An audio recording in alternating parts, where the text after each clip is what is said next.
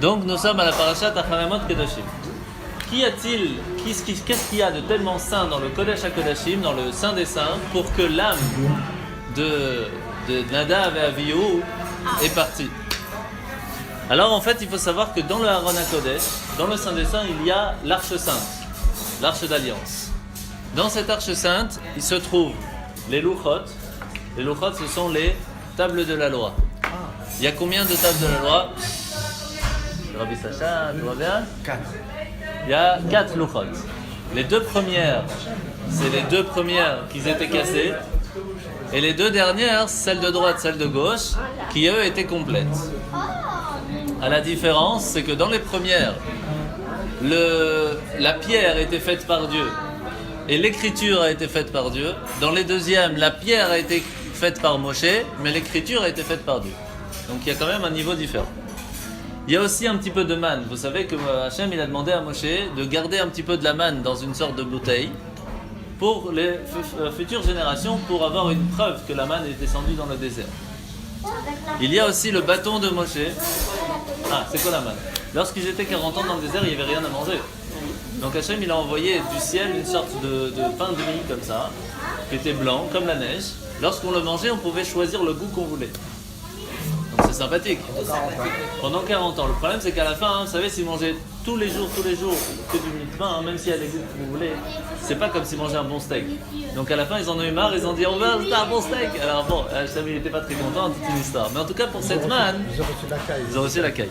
Mais Hachem il leur a dit de garder un petit peu de manne pour se rappeler de ça. Exactement. Maintenant, il y a aussi le bâton de Moshe. Vous vous rappelez l'histoire du bâton de Moshe? Vous savez d'où il vient le bâton, on en a parlé déjà plusieurs fois, depuis Adam et Ève, après etc. jusqu'à qu'il arrive chez Pharaon. Du Pharaon il va chez Yitro. Yitro il le met dans son jardin, Moshe le prend, etc. Donc le bâton est gardé là-bas. Maintenant, qu'est-ce qui s'est passé? Dans le Kodesh HaKodashim, dans le Saint des Saints, là où se trouve le Aron HaKodesh, le Kohen Gadol, le grand prêtre, pouvait rentrer là-bas une seule journée par an. C'était quand? La journée de Yom Kippour. Le jour de Kippour, il pouvait rentrer là-bas. C'est le jour où Dieu nous pardonne. Maintenant, c'est écrit que le jour du Kippour, il nous pardonne. Mais il nous pardonne comment? Parce que, d'un côté, on sait très bien que si on fait Teshuvah, imaginez aujourd'hui on a fait une bêtise, et on dit pardon à Dieu. Ça suffit. Pourquoi j'ai besoin d'avoir Kippour? Tout simplement pour ceux qui doivent attendre Kippour pour se faire pardonner, ça la fout mal. Donc non, qu'est-ce que Kippour fait de différent que la demande de pardon intérieure? Il faut savoir que quand on regarde dans le texte, d'après le roi Salomon par exemple, qu'est-ce qui pardonne? C'est quand on part de ce monde. D'après le roi Salomon, quand on regarde dans le texte, il dit « mitato kaparato ». Quand quelqu'un part de ce monde, c'est comme ça qu'il est pardonné. Quand on regarde les Nevi'im, c'est pas exactement la même chose. C'est tsaharato kaparato. Lorsqu'on a une souffrance, c'est comme ça qu'on est pardonné. D'après la Torah, il faut amener des sacrifices. Quand on amène un sacrifice à Dieu, ça nous pardonne. Et d'après Hachem, lorsqu'on pose la question à Dieu, c'est quoi qui nous pardonne? Il nous dit, si tu viens, tu me demandes pardon, c'est bon. Alors il faut comprendre. Qu'est-ce qui nous pardonne en fin de compte? Pour ça, il faut d'abord comprendre qu'il y a 3 niveaux de commandement dans lesquels on a besoin de se faire pardonner. Et là, on va comprendre qu'est-ce qui fait quoi. Il y a la première chose, la possibilité de faire une bonne action. Par exemple, je me lève le matin, j'ai l'obligation de mettre les téphilines. Si je ne mets pas les téphilines, j'ai raté une bonne action. C'est ce qu'on appelle, je n'ai pas fait une mitzvah tassée. Mitzvah tassée, ça veut dire faire une bonne action. Si j'ai raté la possibilité de faire une bonne action, comment je me fais pardonner? Si je dis pardon à Dieu, j'ai pas eu le temps, mais la prochaine fois je vais faire mieux, Dieu il nous pardonne. Ça suffit. Si j'ai raté, pourquoi? Parce que j'ai rien fait contre Dieu. J'ai rien fait contre lui. Simplement, je n'ai pas fait pour lui. Donc il suffit que je lui demande pardon. C'est comme si un papa avec son fils ou même un copain il dit est-ce que tu peux me faire un plaisir et tout, et en fin de compte il ne fait pas, je suis désolé, j'ai pas eu la possibilité de faire. J'ai rien fait contre lui, mais je demande pardon parce que j'ai pas fait. Il y a un deuxième. Le deuxième, c'est quelque chose que Dieu nous interdit. Lorsque Dieu nous interdit de faire quelque chose et qu'on transgresse cet interdit, c'est ce qu'on appelle une mitzvah lo ta'aseh, un commandement de ne pas faire. Lorsqu'on fait quelque chose qui est contre la volonté de Dieu, Est-ce que ça suffit si je demande pardon? Par exemple, quelqu'un qui a pas mangé kasher ou qui a fait des choses plus graves, il a fait quelque chose contre la volonté divine.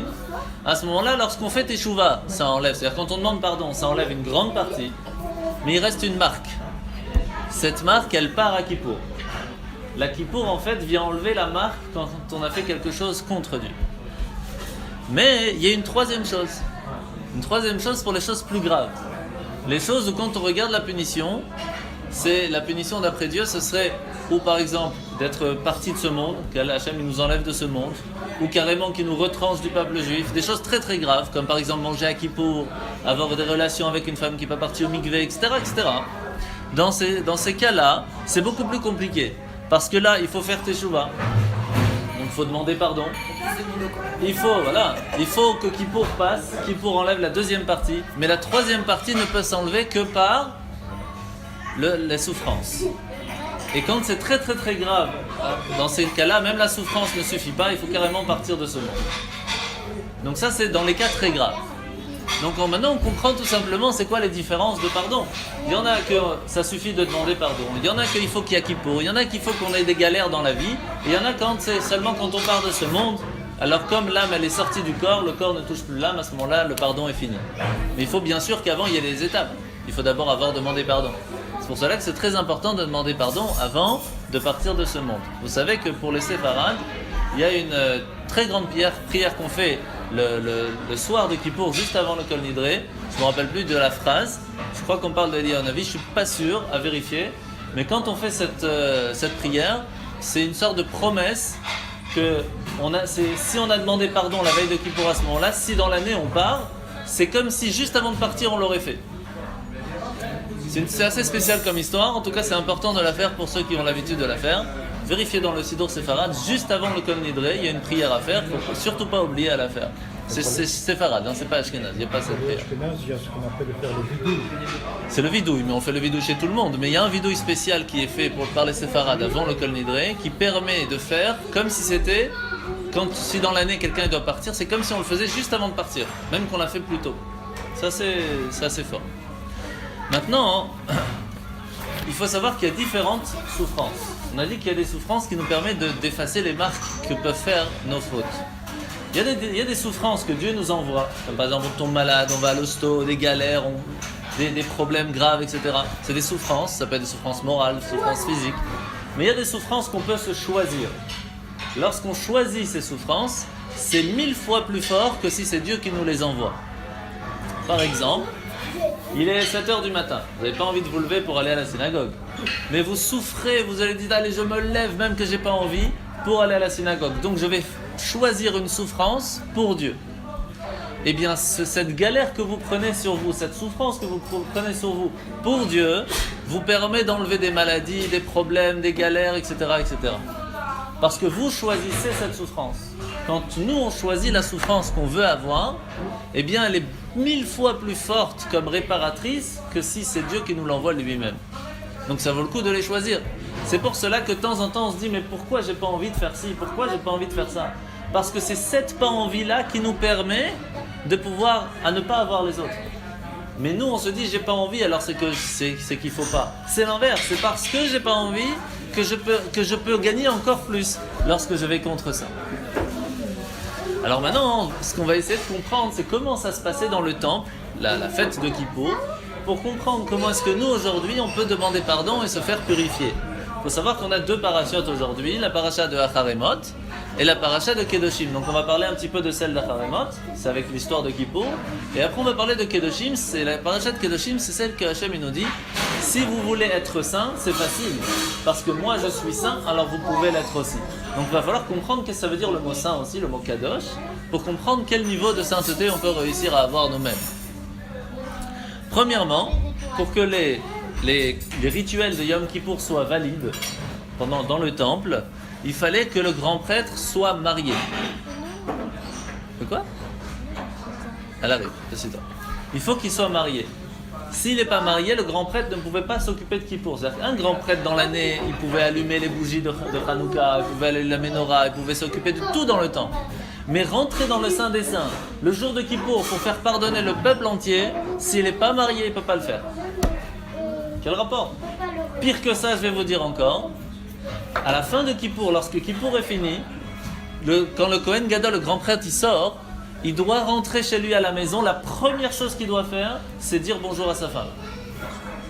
La première chose qu'il doit faire, c'est de rentrer à la maison pour dire bonjour à sa femme. Quel rapport? Quel rapport avec sa femme maintenant? Surtout que les 5 jours d'avant, il y en a qui disent 3 jours, il y en a 5 jours, il ne doit pas avoir de relation, il ne doit presque pas voir sa femme.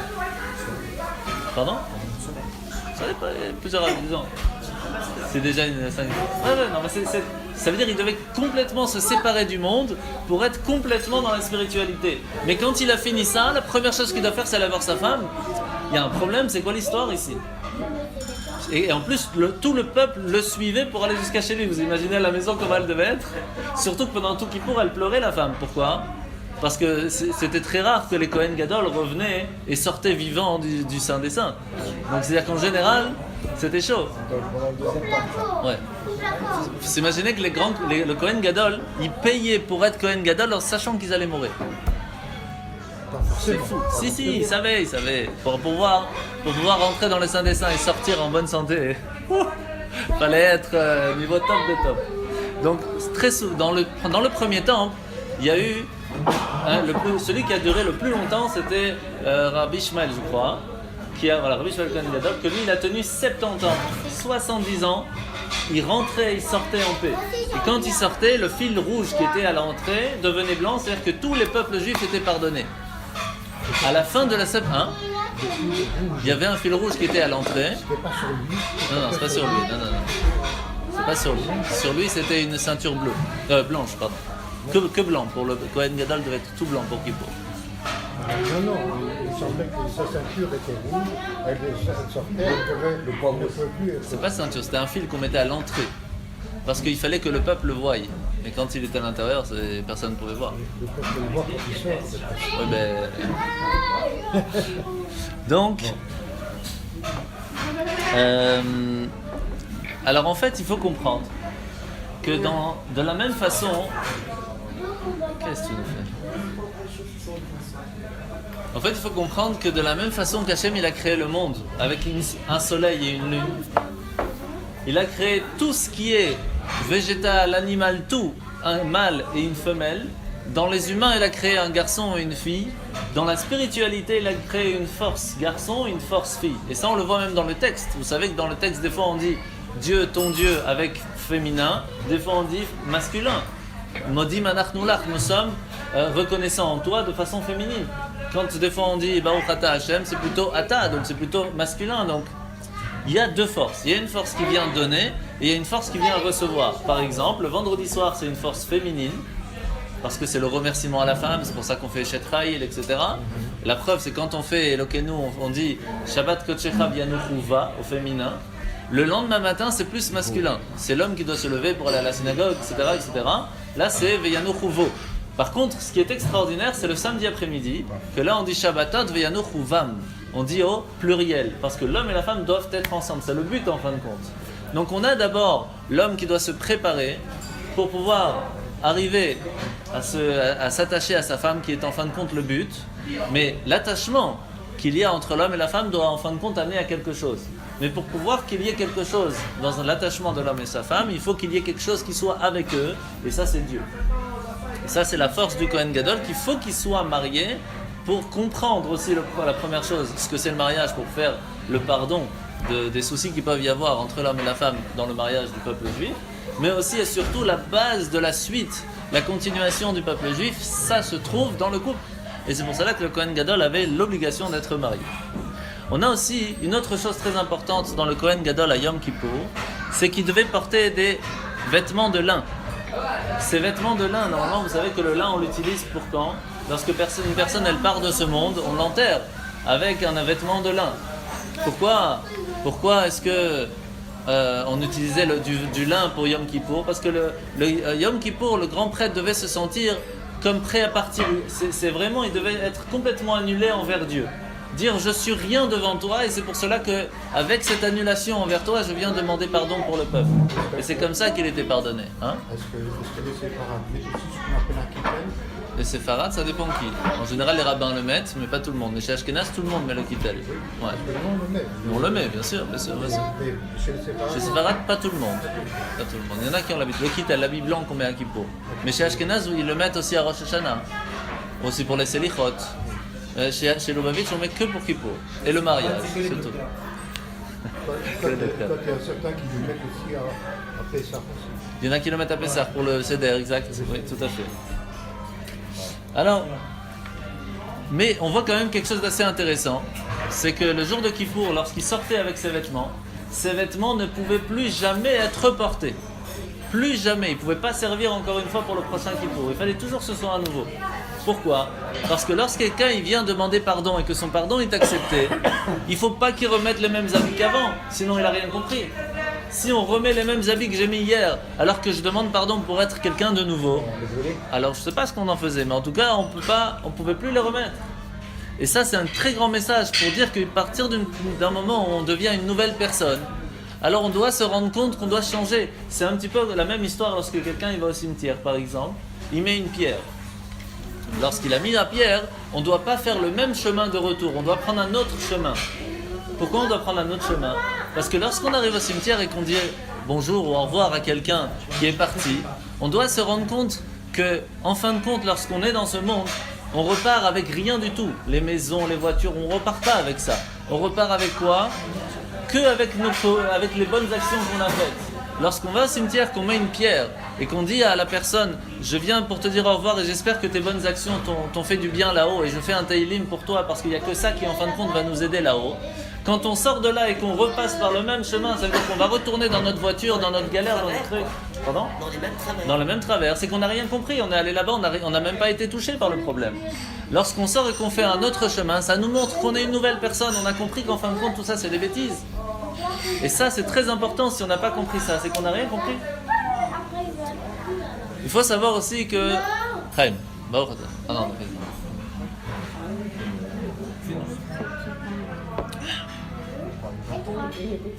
on a aussi quelque chose de très important à Yom Kippour, c'est qu'on a plusieurs façons comment enlever les soucis, enlever les fautes, enlever les marques, etc. On peut par exemple prendre un habit, il y a une tache, on le met dans la machine à laver. La faute peut partir. Des fois il peut rester des marques, donc il faut faire une deuxième. Ça c'est un petit peu les fautes par rapport aux marques qu'ils peuvent laisser.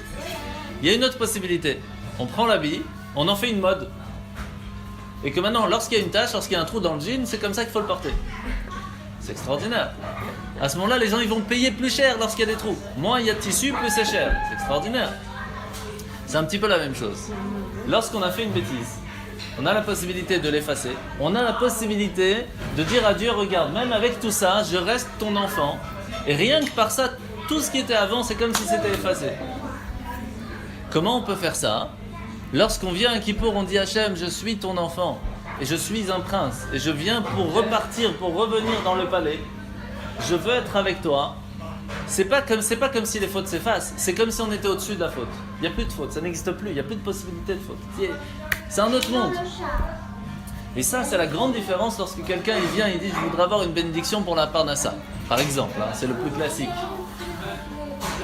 Le plus courant. En fait, c'est très simple. Il y a deux étages. Il y a le rez-de-chaussée, où tout le monde il est dedans. Il y a le premier étage, où il y a des gens qui peuvent monter au premier étage. Lorsqu'on est au premier étage, tout ce qui se passe dans le monde ne nous touche pas. Ce qui veut dire que si on fait tout ce que les règles du premier étage, toutes les bénédictions de Parnassa sont là-bas. Des fois c'est logique, des fois c'est pas logique, mais tout fonctionne. Quand on est au premier, il n'y a pas de stress. Voilà.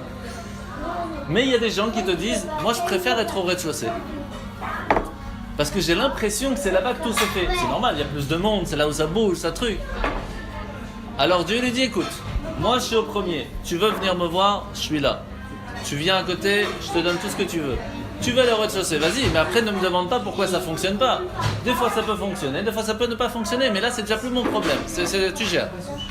Ça c'est quoi ? C'est l'histoire de Shabbat. Pourquoi ? Parce que Shabbat, Hachem il te dit, regarde, lorsque arrive Shabbat, le peuple juif il monte au premier étage. La Parnassa que tu dois recevoir le jour de Shabbat, si tu viens au premier, tu l'auras. Si tu veux rester au rez-de-chaussée, tu peux peut-être l'avoir. Mais sache que c'est géré au rez-de-chaussée. Ça marche, ça marche pas, ça marche pas. Mais quand tu es au premier étage, c'est pas que le Shabbat que tu gagnes. Tu gagnes toute la semaine. Maintenant, tu peux rester au rez-de-chaussée, c'est toi qui vois. Mais après, ne viens pas demander pourquoi ça marche pas. Parce que pour être sûr que ça marche, c'est au premier. Là, il n'y a pas de stress. Tout ce qui se passe autour ne peut pas te toucher. Tout ce qui fonctionne, c'est au premier. Ça, c'est l'histoire de Shabbat. La même chose pour Kippour. Kippour, Pitom, tout le monde vient à la synagogue. Pourquoi? Parce que Kippour, on ressent qu'il y a quelqu'un au premier qui nous dit, tu sais quoi, viens. Là, t'es au top. Alors tout le monde vient au premier étage à ce moment-là, le jour de Kippour. Mais c'est dommage parce que, comment s'appelle Kippour? Le Shabbat, Shabbaton, le Shabbat des Shabbats. C'est pour cela que tout le monde vient spécialement à Kippour. Mais Shabbat, c'est Kippour. C'est ça qu'on oublie. Lorsque tous les Shabbats, c'est une partie de Kippour. Maintenant, on voit aussi quelque chose de très intéressant. On offre des sacrifices au temple. Qu'est-ce qu'ils ont fait les animaux? Qu'est-ce qu'ils ont fait? Alors il y a des sacrifices qu'on mangeait, on peut dire allez c'est pour faire un petit repas pour le Kohen, un peu pour tout le monde, ok, Nagid. Mais il y a des sacrifices qu'on appelle sacrifices Ola. C'est-à-dire que c'est tout pour Dieu, tout brûlé et ça sert à rien.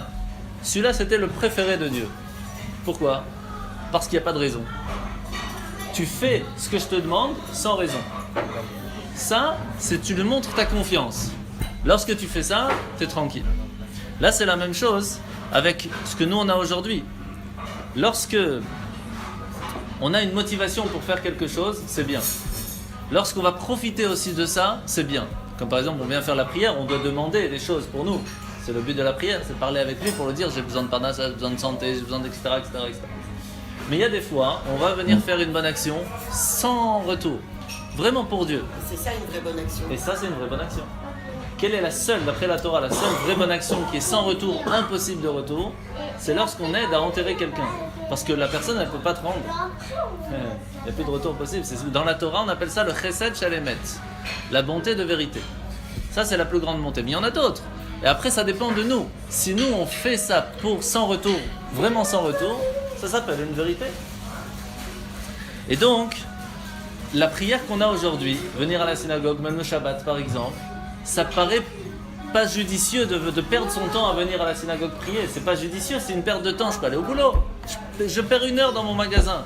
Je perds 1 heure dans mes papiers. C'est bête, c'est pas judicieux. Mais je perds mon temps en allant faire la prière à la synagogue, pas seulement à la maison, mais à la synagogue. Je perds mon temps. Ce temps que j'ai perdu, c'est le temps le plus précieux pour Dieu. C'est pour cela que dans les mitzvot, dans les commandements, que Dieu nous donne une récompense dans ce monde et dans le monde futur, c'est lorsqu'on se lève le matin pour aller à la synagogue. Ça c'est une obligation plutôt Pour les hommes. Pour les hommes. Oui, oui. Alors, maintenant, dans le sacrifice, qu'est-ce qu'il y avait? On devait prendre le sang et qu'est-ce qu'on devait faire? Le jeter sur l'autel. Dans le sacrifice dans le temple, on prenait le sang, on le jetait. Alors une fois c'était à droite, une fois c'était à gauche, mais toute une histoire. Mais on utilisait le sang, il avait quelque chose. Pourquoi? Parce que le sang c'est la chaleur. Lorsqu'on vient faire quelque chose de bien pour Dieu, on doit le faire avec ardeur, avec joie, avec force. Par contre, lorsqu'on fait la shrita d'un animal qui n'est pas un animal domestique, c'est par exemple un animal sauvage, un cerf, une biche, ou alors un poulet, un dindon, etc. Dans ces cas-là, on doit faire quoi avec le sang? On doit le recouvrir. On doit le recouvrir de terre. Pourquoi? C'est simple. Parce que lorsqu'on vient faire quelque chose pour Dieu, alors on utilise sa chaleur pour Dieu. Mais si on fait des choses simples, sans spécialement une idée pour Dieu derrière, alors on doit recouvrir cette chaleur. On ne doit pas mettre trop de chaleur dans les choses naturelles, dans les choses de manger, dormir, comme ça. On ne doit pas faire ça avec kef. C'est vrai que de temps en temps, il faut se faire une bonne glace, tout ça, mais ça c'est pour quand? Quand c'est Shabbat. Pourquoi? Parce que Shabbat, c'est une mitzvah de kiffer le Shabbat. Donc c'est pas la glace qu'on doit kiffer, c'est on doit kiffer la glace parce que c'est Shabbat. Par contre, quand c'est la semaine, quand on se fait une bonne pizza, est-ce qu'on doit la faire avec kiff ou pas? Un peu, mais on doit, parce qu'il y a du sang, on doit en avoir, mais on doit le recouvrir. C'est-à-dire qu'il ne faut pas mettre toute sa tête dans la pizza. Comment je vais la faire? Est-ce que je vais mettre un peu de saumon par là, un petit peu par-ci, un petit peu de... On mange, ok, ça a l'air, vakara, c'est pas la fin du monde, on mange, on a besoin de manger, on mange, mais il ne faut pas non plus en mettre trop d'ardeur. Ok? Maintenant, quand on étudie, c'est heureusement. Maintenant, vous savez, tout le monde parle très souvent d'une chose très importante. Quand tu étudies Shabbat, ça doit être plus. C'est beaucoup plus, ça, oui. Et quand on étudie Shabbat après-midi, c'est encore plus. Maintenant, il y a une phrase que beaucoup aiment utiliser, c'est la phrase Vachai Bahem. Il faut vivre avec les mitzvot. Si pour nous c'est une galère, il ne faut pas les faire. Shabbat, si je ne peux pas prendre la voiture pour aller à la plage, je kiffe pas, je vis pas. Je suis obligé de prendre la voiture, sinon je vis pas. Voilà. Qu'est-ce que ça veut dire? Je peux aller à pied à la plage, Shabbat. Oui, mais tu n'as rien le droit de porter par contre. Oui. Ouais. Il y en a qui disent on peut, c'est carmélite et tout. Tu peux aller en maillot. Mais qu'est-ce que ça veut dire? Le mot Vachai, on a le droit d'aller à la plage, Shabbat, quel problème? Si tu portes pas. Mais si t'as un héros, tu peux porter. Non, tu as le droit de nager, j'ai pas dit nager, j'ai dit aller. J'ai pas dit nager. Pourquoi on ne peut pas nager, par exemple? C'est problématique. Après, tu vas prendre ta serviette, tu vas te sécher, tu vas essorer, c'est problématique. Et en soi, il n'y a aucun problème d'aller nager. Mais... Si t'as un héros, Mais tu peux te laisser... ça va pas. Ouais, mais tu peux te laisser sécher au soleil, tu laisses sécher au On soleil. n'a pas le droit de bronzer, Shabbat. Tu On n'a pas le droit de bronzer. Comment tu vas te laisser sécher? Tu vas bronzer automatiquement. Ben, on n'a pas le droit, ça fait une couleur. C'est écrit, hein. que c'est- Alors, porter si t'as un héros. ah ouais? Mais comment tu veux faire un héros avec la mer? Explique-moi. La mer, Alors, moi, c'est une frontière naturelle. Moi, je Oui, mais tu passes la frontière. Moi, je pose une question. Est-ce que tu vas dans la mer? Si on parle de Juste à la plage. si on parle de comment ça se fait que depuis tant d'années, depuis des dizaines et des dizaines d'années, on n'a jamais fait un héros sur Bruxelles. C'est une excellente question. C'est Il y pas a évident. personne qui C'est a pas dit- évident. C'est pas Personne n'a du été tout facile. capable de le faire. C'est pas facile, hein, faut pas croire. Mais bon, c'est pas. Donc, on prend des fils électriques, des fils de Oui, mais c'est pas si évident, faut pas croire. C'est Non, pas... je suis certain que ce serait difficile. Pourquoi personne s'est bougé à le faire, je sais pas. Mais en tout cas, c'est pas évident. Laisse des gens Parce qu'Anvers, Alors. c'est problématique. Ouais. Envers, ils ont fait, parce qu'il y a le train là, c'est plus facile. Oui, exact. Alors, maintenant, qu'est-ce que ça veut dire en fait cette phrase Vachai Bahem? Il faut vivre avec la Torah. Vivre avec la Torah, c'est-à-dire que si par exemple, un jour de Shabbat ou un jour de Kippour, quelqu'un est malade au point qu'il faut l'emmener à l'hôpital, comme la vie passe avant les commandements, on doit prendre la voiture. C'est pas qu'on peut, on doit prendre la voiture le jour de Kippour et l'amener à l'hôpital. Par contre, plus on est religieux, mieux c'est pour le faire. Alors l'inverse de dire ah non c'est mieux que ce soit quelqu'un qui n'est pas spécialement religieux qui le fait. Pourquoi? Parce que étant donné que le religieux il connaît les lois, il sait qu'est-ce qu'il a le droit et qu'est-ce qu'il n'a pas le droit. Parce que c'est vrai qu'on a le droit d'allumer la voiture pour y aller. Mais quand on arrive, on ne peut pas l'éteindre. Parce que ça ne sert à rien, le malade il s'en fout là. Donc c'est pas spécialement évident d'amener... Tu sors et tu laisses la voiture. C'est un problème. Après, tu dois prendre la clé, la donner à quelqu'un, par exemple. C'est pas évident. C'est facile à dire oui, on fait ce qu'on veut. Non. Une ambulance, quoi. Ah, le mieux, c'est ça. On appelle une ambulance et c'est tout. Donc il y a des lois. Faut pas croire qu'on dit à c'est qui pour, on fait ce qu'on veut et c'est tout. Non. C'est pour ça que quand quelqu'un il fait la garde, par exemple, la garde des synagogues, il faut être très religieux pour faire ça. Parce que c'est pas simplement dire, allez, comme on fait pour la garde, on fait ce qu'on veut, on peut prendre la voiture, on a le droit de prendre le téléphone, on peut jouer à WhatsApp. Ça marche pas, ça, c'est pas comme ça qu'on fait. Il y a des lois de comment est-ce qu'on fait la garde d'une synagogue. Et même pour Kippour, c'est la même chose. Donc, c'est pas du tout évident. Maintenant, d'après vous, qu'est-ce qui est plus facile? De vivre avec la Torah ou de mourir avec la Torah? Vous savez, il y a eu des générations où les gens se faisaient tuer parce qu'ils voulaient faire la Torah, ils voulaient faire Shabbat, ils voulaient faire les fêtes et ils n'ont pas eu le choix. Ils ont étudié la Torah, comme Rabbi Akiva par exemple, qui s'est fait tuer parce qu'il étudiait la Torah. Mais qu'est-ce qui est plus facile, de vivre avec la Torah ou de mourir avec la Torah? Eh bien c'est plus facile de mourir avec la Torah. Et peut-être qu'elle va même pas lui payer, pourquoi? Parce que tu lui as dit ça. Et peut-être qu'elle va se faire virer, qu'elle va plus jamais travailler pour elle. Tu imagines ce que tu es en train de faire? Il dit mais non, mais vous rigolez, il faut pas exagérer. Il dit tu sais quoi, viens on va voir dans la cuisine. Et c'est exactement ce qui est en train de se passer.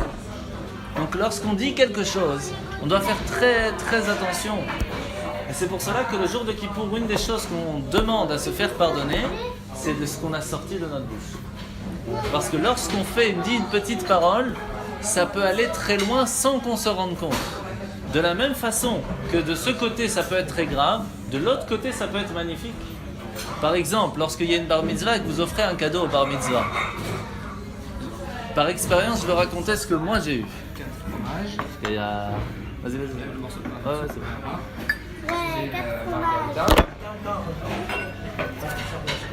Il y avait une fois sans donner de nom. Il y avait une fois un enfant qui avait une bar mitzvah. Et il y a eu une personne qui a offert un livre de Torah. Il parlait un petit peu de ce que c'est la judaïsme, c'est pourquoi on met la kippa, etc. Mais l'enfant, vous savez comment sont les bar mitzvah, ils sont hors taxe complètement. Donc il a reçu des enveloppes, il était tout content, il a reçu des petits jouets, ça allait, mais il a reçu un livre, il dit mais qu'est-ce qu'il me fout lui avec un livre, il a pris, il a jeté là-bas, c'était fini. C'est comme ça que ça marche. Qu'est-ce qui va se passer? Des années plus tard, 3 à 4 ans plus tard, un jour il ne fait rien, il dit ah c'est quoi ce livre? Ah ouais on me l'avait offert pour ma bar mitzvah. Il commence à lire et il se dit ah c'est pas mal, j'ai quand même quelque chose dans ma vie, dans le judaïsme, il y a quand même quelque chose d'intéressant. Et il s'intéresse et puis il prend un autre livre, etc. etc. Et donc des fois de faire un petit geste, d'offrir un livre avec des raisons de pourquoi on fait la Torah, etc. peut amener une personne à aller tout à fait de l'autre côté. Et donc des fois une petite action peut amener beaucoup de la même façon d'un côté ou que ceci de l'autre côté. C'est pour cela que très souvent on dit les juifs de Kippour, que vous avez déjà entendu parler cette phrase, ce mot, le juif de Kippour, celui qui vient que à Kippour, les juifs de Kippour. Il faut savoir, pardon? C'est les juifs qui viennent que à Kippour. Alors je vais vous dire c'est quoi un juif de Kippour, vous allez les voir tout à fait différemment. Un juif de Kippour c'est quoi? Dans la Seconde Guerre mondiale, il y a eu quelqu'un qui raconte à son petit-fils, il dit je vais te montrer quelque chose, ce que ça veut dire un vrai juif de Kippour. Quand on était dans les camps, le jour de Kippour, je ne voulais pas travailler. Mais la seule raison qui pouvait permettre à quelqu'un de ne pas travailler, c'est un arrachage de dents. Lorsqu'on enlève une dent, pendant une journée, on avait le droit de ne pas travailler. Et il lui montre ses dents, il lui dit tu vois il y a 6 dents en moins. C'est pour les 6 années de Kippour que je n'ai pas travaillé. Je dis ça c'est un juif de Kippour. Limite, il a été merveilleux, il a été ironique. Personnellement, C'est extraordinaire. c'est extraordinaire. C'est comme si on était passé Toute l'année. comme moi, Bien sûr. toute Bien la sûr. journée à Kippour qu'il avait jeté. C'est quoi, venez. Venez. Ça montre que la chose essentielle dans notre judaïsme, c'est la transmission. Exactement. Il a quand même reçu cette transmission. C'est certain. Ça, c'est la grandeur du juif de Kippour.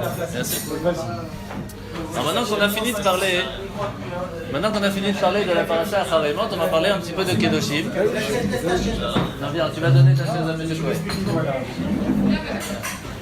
Voilà, Aaron, tu peux t'asseoir. Comment ça va? Monsieur Cohen, comment ça va? C'est comme un frère. Le visage. J'ai croisé dans la rue qui dort plusieurs fois.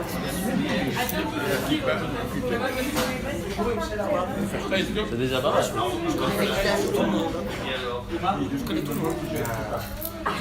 Alors, Excusez-moi, mais je crois que même c'est moi. Pardon? découvert.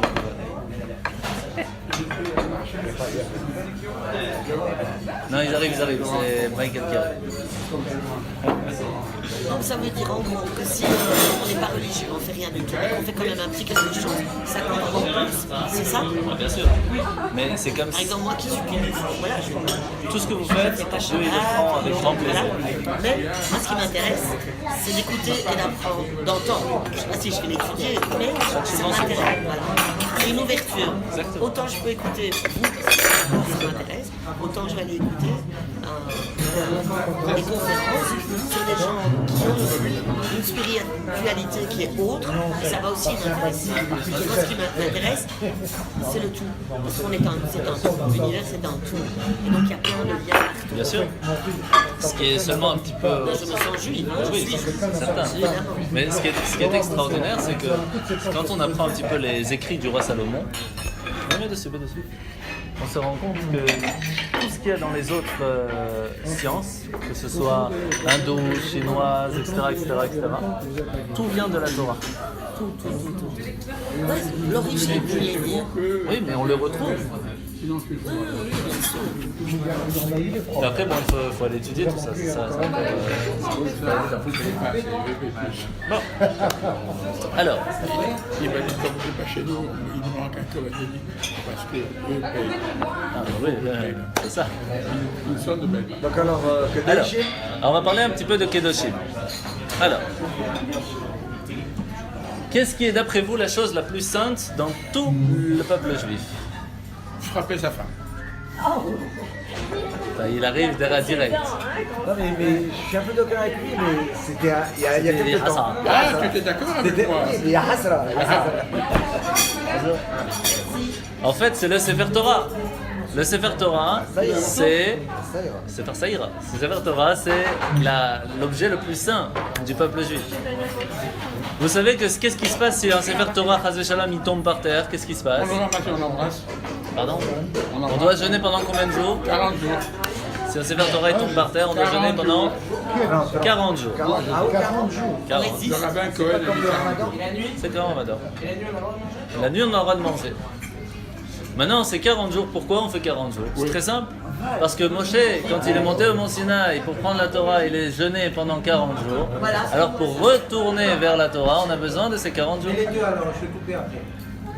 Alors, maintenant, je vais raconter l'histoire des deux frères Shapiro qui tenaient une imprimerie. Ils imprimaient des livres.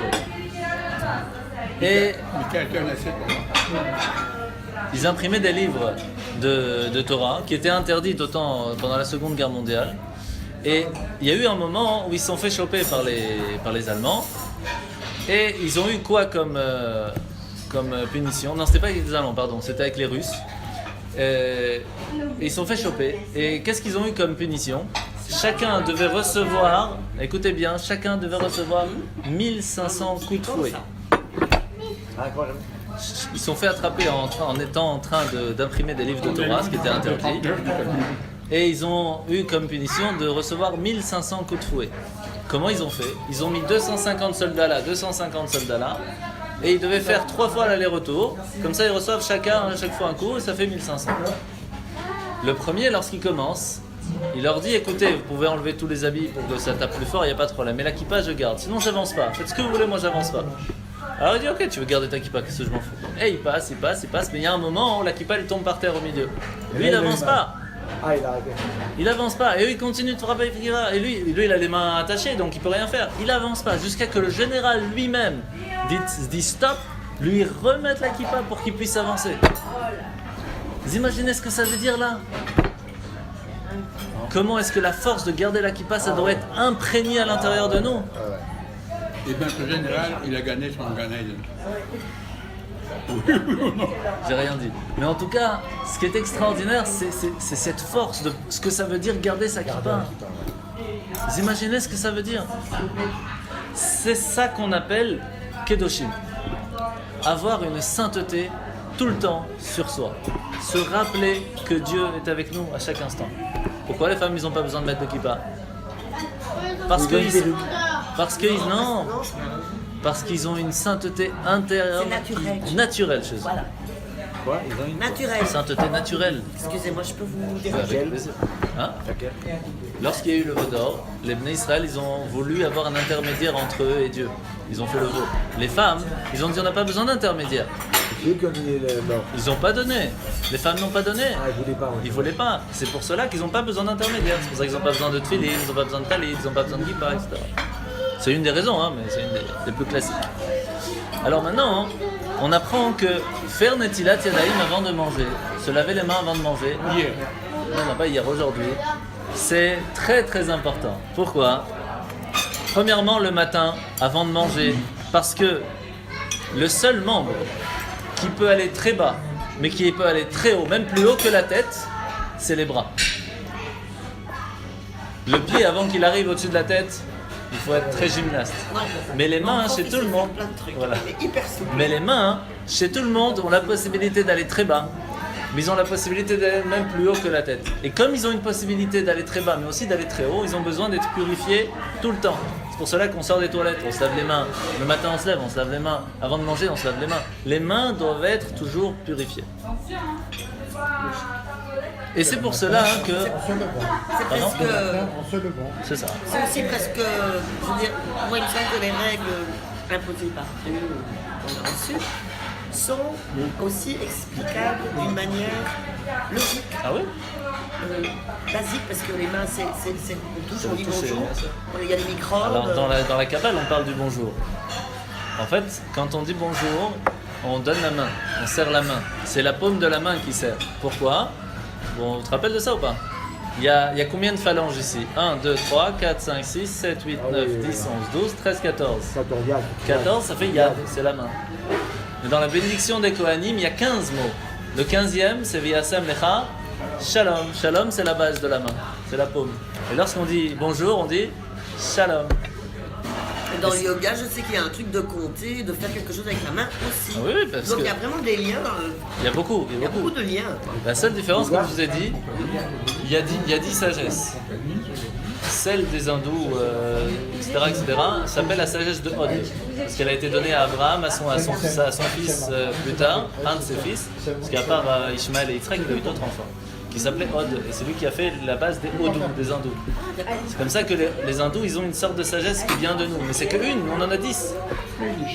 C'est ça la différence, c'est que nous on peut tout avoir, beaucoup plus. Mais il faut aller l'étudier, c'est comme tout. Alors, et donc, comme par exemple on est devant une mezouza, qu'est-ce qu'on fait? On met la main, on l'embrasse. Quand on est à côté d'un Sefer Torah, on met la main, on l'embrasse. Lorsqu'on est à côté d'un Kohen, on met la main, on l'embrasse. Donc... C'est vrai, il faut embrasser le prêtre? Non, mais lui, oui. Celui-là? Non, le joli. Ce Cohen, c'est tout pour vous. Alors,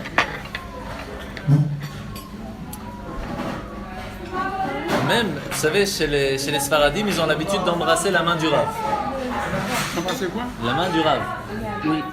chez les Sfaradim. Et la main du père. La main du Père aussi. Voilà, alors pourquoi est-ce qu'on fait tout ça? Pourquoi est-ce qu'on en Après- Pourquoi est-ce qu'on... Pour nous attacher à cette sainteté. Après le Kiddush à la maison. Comme tout passe par la main, c'est pour ça que toujours notre main doit être. Et du rabbin à la suite. Maintenant, je vais raconter une histoire d'un test qui a été fait par toujours comme d'habitude, je ne sais pas si vous connaissez ces histoires, il y avait des prêtres qui étaient toujours en train d'embêter le roi en disant oui, mais pourquoi les juifs sont différents, etc., etc. Vous connaissez, classique. Et il y a eu un moment où les prêtres, ils ont dit au roi, pourquoi ils sont tellement différents?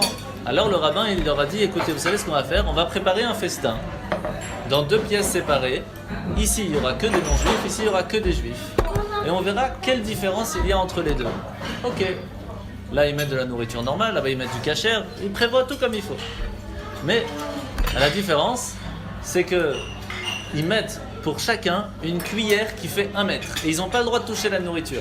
Chaque cuillère fait 1 mètre de long. Donc ils sont là en train de faire comme ça, de pas manger. Alors le roi il voit qu'est-ce qui se passe dans le côté là-bas. Il voit qu'ils ne mangent pas, ils essayent, et à la fin ils en ont marre, ils lâchent tout, ils partent. Et de l'autre côté il arrive, et qu'est-ce qu'il voit?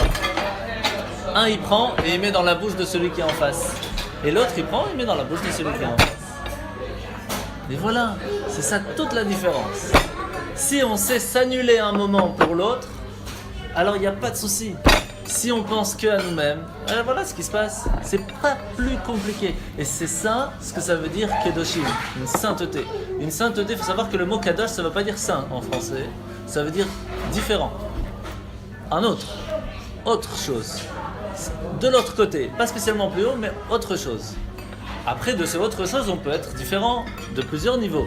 On peut tomber très très bas, étant donné qu'un non-juif peut aller jusque-là ou jusque-là, parce qu'il a 7 commandements. Mais le juif, puisqu'il en a 613, il peut aller tout en bas, mais il peut aller aussi tout en haut. Et ça dépend de lui. Donc c'est un risque, c'est un très grand risque. Ok? Maintenant, vous savez que quand on dit à quelqu'un voler, c'est très grave. Ok, vous savez qu'est-ce qui est plus grave encore? C'est de ne pas payer son ouvrier à l'heure. Souvent on l'oublie. Mais lorsqu'on a des gens qui travaillent pour nous, ne pas les payer à l'heure, c'est aussi grave, si ce n'est même des fois plus grave. C'est écrit dans notre paracha. Au mois, mais à l'heure. Si tu leur dis le premier du mois tu reçois, le premier ça doit être payé. À l'heure, au moment où c'est choisi. Si un jour il y a un problème, tu dis voilà, je peux pas ce mois-ci, ce sera le 5, ok. C'est pas un problème parce que tu l'as prévenu, tu lui dis. Mais si c'est tout le temps en retard, c'est très grave. La Torah nous dit c'est très grave. C'est comme remettre le soir à son domestique son manteau ou son vêtement. Ouais. Et pourtant, c'est ce qui se passe souvent. Ben oui, mais c'est un problème. C'est une des lois très graves de la Torah. Et alors, pourquoi on la respecte pas? Est-ce que tout le monde fait Shabbat, tout le monde fait Kippour, tout le monde mange kasher? Chacun fait ce qu'il peut. Alors il y a aussi très important dans la paracha qu'on apprend, mettre un bâton devant un aveugle, c'est très grave. Mais il faut savoir que mettre un bâton devant un aveugle, c'est pas spécialement de façon physique. Quand quelqu'un, on sait par exemple qu'il va faire un business avec quelqu'un, ou qu'il va dans un tel endroit pour acheter quelque chose, et on sait qu'il va se casser, alors on lui dit vas-y achète, c'est très bien. C'est mettre un bâton devant un aveugle. Donc il faut se faire attention à ce qu'on voit, à ce qu'on dit et ce qu'on fait. On va finir dans quelques secondes. C'est comme aussi le chassid choté. Un chassid choté, c'est un chassid qui est un peu fatigué. Qu'est-ce que ça veut dire? Quelqu'un qui voit une femme qui est en train de se noyer et qui dit « Ah, je peux pas la toucher, elle est en maillot, je peux pas la toucher. » Mais va la sauver, qu'est-ce que tu racontes maintenant, maillot, pas maillot? Il faut sauver quelqu'un, il faut le sauver. Donc, il faut pas être trop non plus, il faut savoir qu'est-ce qu'on dit. Ok? Et il faut savoir quelque chose de très important. Et la base de toute la paracha Kedoshim, c'est comme ça. Si on se trouve devant un problème, ou devant un souci, ou devant la possibilité de faire quelque chose, c'est que Dieu veut qu'on le fasse. Sinon, on ne serait pas arrivé devant. Si on voit quelqu'un qui a besoin que ce soit de manger, de boire, d'un problème, quelque chose, il vient devant nous nous demander, ou on le voit, c'est qu'on a la possibilité de l'aider. Sinon, Hachem ne l'aurait pas mis devant nous. Understand? Il est en plein... Ah non, je t'écoute.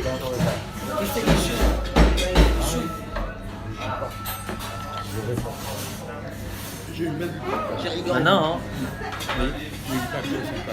Ah, une blague d'homme secret. Ça, Et c'est- écoutez. Ouais. Non. Très bien. Ah d'accord. Il y a un brave juif qui est invité Un peu plus à fort. une cérémonie à Hong Kong. Il doit aller à la synagogue. Allez-y. Il a Vas-y. tout le tirage pour Ouais, c'est moi aussi ça. C'est moi aussi. C'est moi aussi.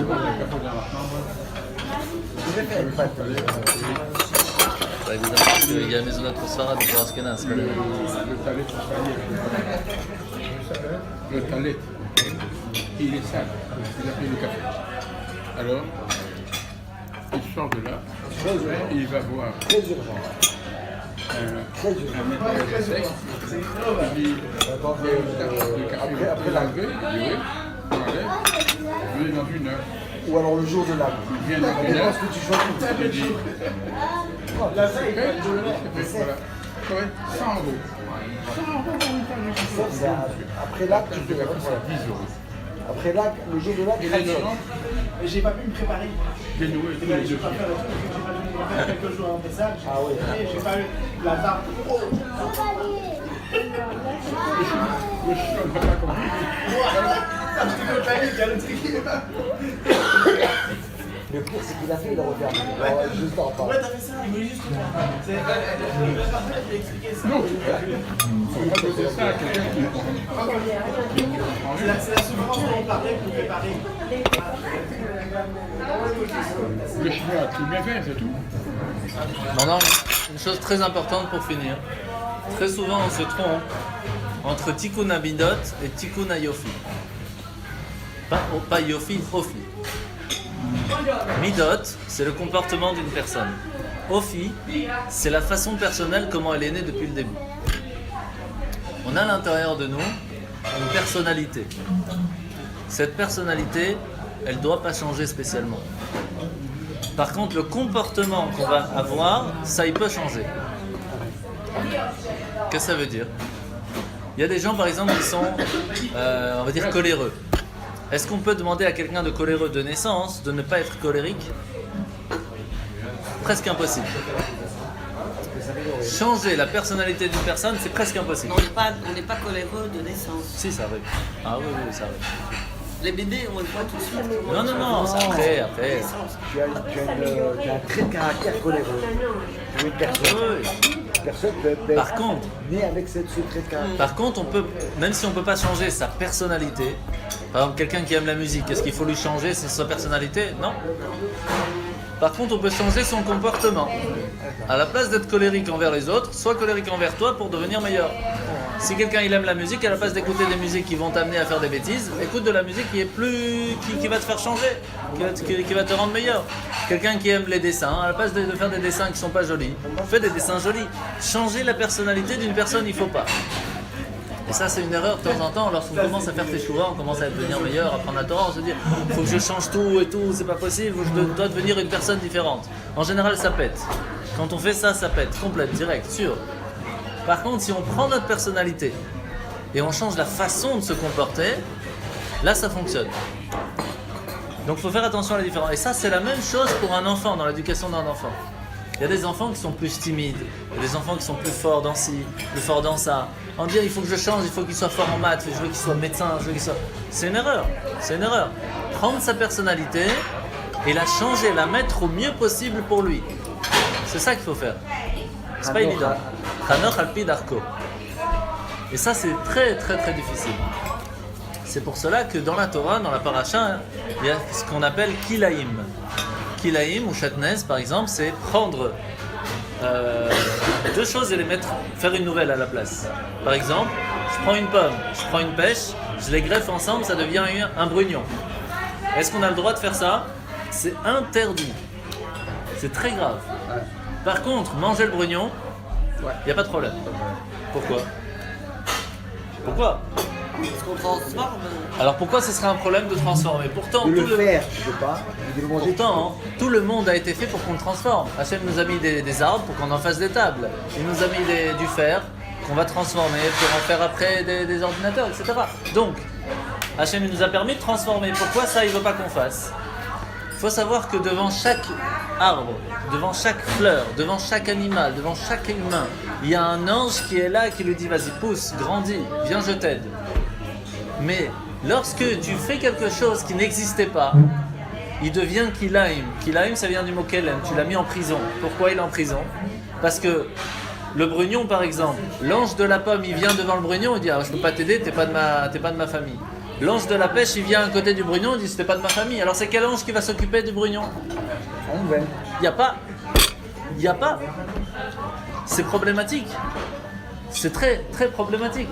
C'est pour cela que faire cette création qui est une nouvelle chose, on ne peut pas. La même chose chez l'enfant, la même chose pour nous.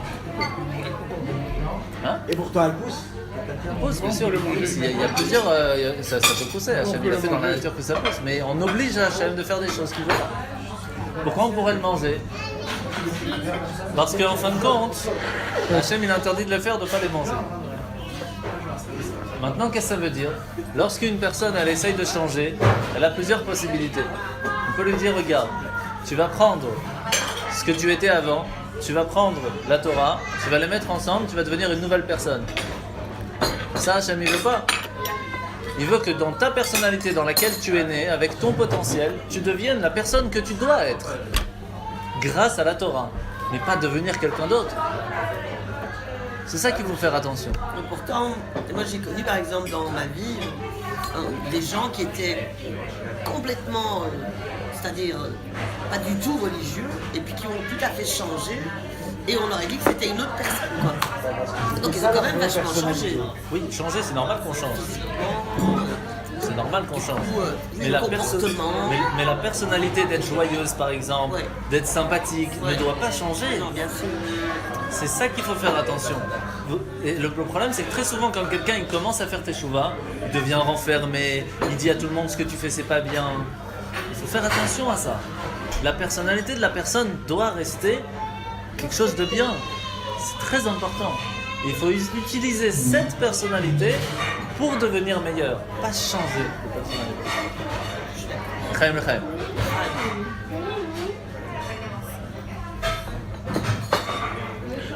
Alors, M. Cohen, tout va bien? Je fais un régime. Bonne santé. Je regarde, je ziote. Je peux avoir un petit peu de lèche? celle-là? Ouais, je veux bien celle-là. Ouais, s'il te plaît. Rabat. Pourquoi pas celle-là? Parce que j'aime bien les classiques, moi. Hop. On va lui changer sa personnalité, quoi. Voilà, exactement. אני גרתי ברמת גן בהתחלה, Qui vient de taper là? Pardon? Qui vient de taper là? Ah ouais, il est là. C'est tout, les vies. Avec des vieux aussi. C'est des vies, là. C'est à côté de toi, il y a du fromage ou pas? Hein? Ouais. Non. C'est qui ça, sans fromage? Ils sont que deux chez nous. 3. Il y a les 2 autres arrivent aujourd'hui. C'est bien. C'est celle-là alors. Attends. Ça là? Je veux pas que vous me servez. Vous me donnez l'assiette.